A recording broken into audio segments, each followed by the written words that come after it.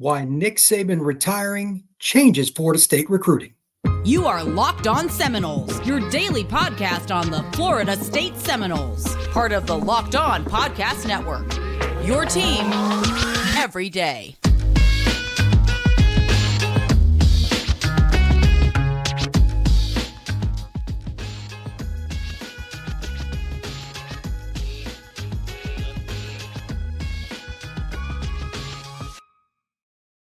Welcome into another edition of Locked On Seminoles, and make no mistake, the number one thing you should take away from this show is that Florida State, without question, will win more recruiting battles in the state of Florida, in the state of Georgia, and in the state of Alabama now that Nick Saban is going to be stepping down from his position as the head football coach at the University of Alabama.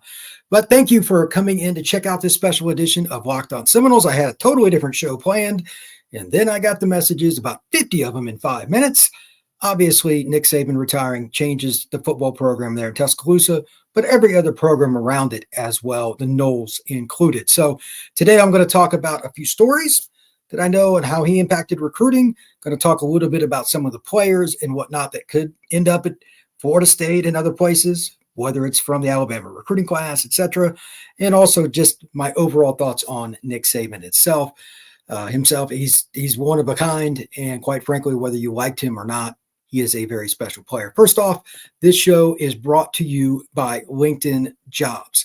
These days, every potential new hire can feel like a high-stakes wager for your small business. That's why LinkedIn Jobs helps you find the right people for your team faster and for free. Post your job for free at linkedin.com/lockedoncollege. Terms and conditions apply. So let's get back into the number one point. Just to reiterate, it is almost impossible for Florida State not to win more battles because you're going to lose battles to Alabama. You just are. And to that point, here's how I can prove it to you. Covering the South in general, there are a few areas and states that are just different in terms of loyalty. One of them in particular is the state of Louisiana. LSU, when they target a kid, in-state rarely loses that player. Even after they won the national title in 2007 with Saban's replacement, the Tigers would still lose kids to Saban when he went to Alabama, even right away before Bama won a title. The respect for him was different. Kids just don't leave LSU behind. And they did it over and over again for top 5, top 10 players in the state of Louisiana. That's example one on why Florida State and every other school, honestly, will benefit from Nick Saban stepping down from a recruiting perspective. Example number 2. When I spoke to Xavier Mincy back in September after a game, they played Rains at their high school, and I just interviewed Zay, and he didn't know where he was going. On the outside, he admitted he was somewhat interested in Alabama. They'd been recruiting him some, but everybody else had been all over him forever, and he was going to kind of check it out. He signed with Alabama, even though all 3 of the Florida schools were all over him. It's Nick Saban. It's different. No matter what your effort is, certain kids are just going to go there because they trust him to develop into NFL players. Well, obviously, that's not going to happen any longer as he's stepping down as the head coach at the University of Alabama. So with Nick Saban doing that in your own state borders, you're going to do better. There's just no way around it. Third example, this is an opportunity to win more against the SEC in general. And this is the loosest point, but it's still relevant. The SEC is hard to recruit against in general. But there's been a bubble there with that SEC. At the top of it, though, and it's pretty much the whole thing, in my opinion, is Alabama and Georgia. Half of that bubble is Alabama. Georgia's come along for a long time. It's really just Alabama. It's not going to be as hard to recruit against the SEC with Saban gone, in my opinion. I get Oklahoma's coming. I get Texas is coming. There's one Nick Saban. They didn't have a chance in some of these recruitments, Florida State or otherwise, it could be Clemson, whatever, because certain coaches have a certain pizzazz to them that is just different. Even if a dad or a mom or a player didn't like Alabama at all, when Nick Saban and his staff came calling, they would take a listen. That's not the same with every school. Florida State will undoubtedly benefit from that long term as well. It's one less contender in general, but it's like 10. It's just not fun to recruit against Alabama. Florida State will be able to even go into the state of Alabama and probably get a few more kids. Now, Auburn will obviously benefit more than anybody because they're the local school. I'm sure the Auburn people are hooting and hollering, and they should be. It's not easy to see your longtime rival be over you for so long and dominate for so long. But with him stepping down, they'll be happy, but all these other schools too. So here's the other part of this that's just interesting. I've had the opportunity to see him coach from up close, being on the field. I was at the last Iron Bowl.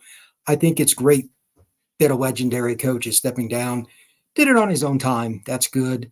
But I also think it's great that it's an opportunity for somebody to come in. It could be Norvell or somebody else in the South, and it does not have to be an SEC school to rise up. Maybe it is the Noles. I don't know. But all the teams in the South are going to try to hit Alabama harder now. That's one thing for sure. And they're going to be more apt to recruit down South in general. This is an opportunity for Ohio State, Michigan, Penn State, whatever schools to come down. You're going to see some unique recruiting battles. Florida State's going to be mixed in, but it's still easier than going against a guy in Tuscaloosa.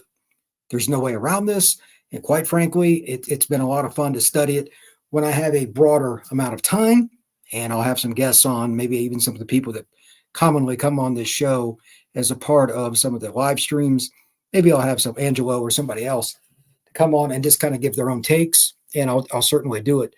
But I just wanted to get this podcast up and just discuss my respect for him because he put in so much effort with recruiting and talk about all the different things that go along with it. It's fascinating. I think Florida State will obviously benefit, but respect to Nick Saban. The man won a bunch of games at Alabama. He's part of 6 titles, I believe. Incredible run. College football will miss him in that regard, but I'm sure that he will be around the game. So it'll still be good to hear some of his talks. And I'm guessing that ESPN or SEC Network, whatever, will have him on for games or doing something. I hope he stays involved directly. And hopefully it's from the outset in this next season. Who knows? He could take a year off, and he deserves it if he wants, obviously. He can do whatever he wants. But again, Nick Saban retiring, Florida State is going to benefit. That was the elephant, yes, pun intended, in the room with recruitment. You're going to win more battles. It makes it easier. And this also segues into the last point here. Florida State. This is an easier way for them to get away from the portal. It's something I've talked about. You're going to be able to get more high school kids now. Alabama has been destroying the state of Florida for a long time with top kids. Those are going to get some up. So everybody, thank you very much. Please hit that like button, hit that subscribe. I'll be with a normal podcast pretty soon. Hopefully that comes along in the next day or so, just trying to get everything settled. I'm visiting up north with some family right now, but this is a lot of fun to talk about, and I've got to shift all my shows. I had a couple of different shows planned out, but this does definitely change some things. Everybody have a great night. Take care.